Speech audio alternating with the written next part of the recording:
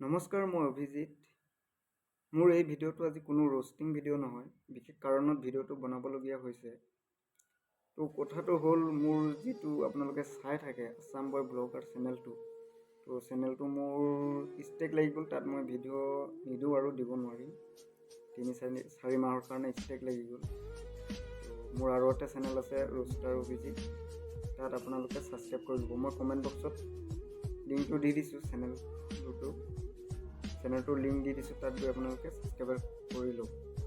যিসকলে মানে মোৰ ভিডিঅ' চাই ভাল পায় বা লাইক কমেণ্ট কৰে, শ্বেয়াৰ কৰে, সেইসকলক কৈছোঁ। ত' মই এইটো চেনেলত মানে আৰু দিব নোৱাৰিম, আছাম বয় ব্লগাৰ চেনেলটোত দিব নোৱাৰিম, ভিডিঅ' নিদিওঁ। ত' মোৰ আৰু এটা চেনেল, নতুন চেনেল, সেইটো ৰোষ্টাৰ অভিজিত। তাত ভিডিঅ' আপলোড কৰিম, আপোনালোকে চাব পাৰিব। আৰু সেয়াই আৰু বহুত বেয়া লাগিছে, আৰু ইমান দিন কষ্ট কৰি আহিছোঁ। চেনেলটো ষ্টেক লাগি গ'ল যিহেতু, হ'লেও মন চন ভাঙি দিয়া নাই, চেষ্টা কৰিব লাগিব।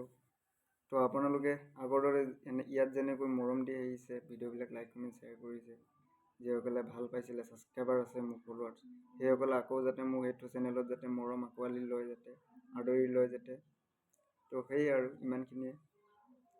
তো যিসকল মোৰ ফলোৱাৰ্ছ, ছাবস্ক্ৰাইবাৰ, সেইসকলে যাতে মোৰ এই নতুন চেনেলটোত যাতে আদৰি লয় যাতে। ঠিক আছে, ইমানখিনিয়ে আৰু।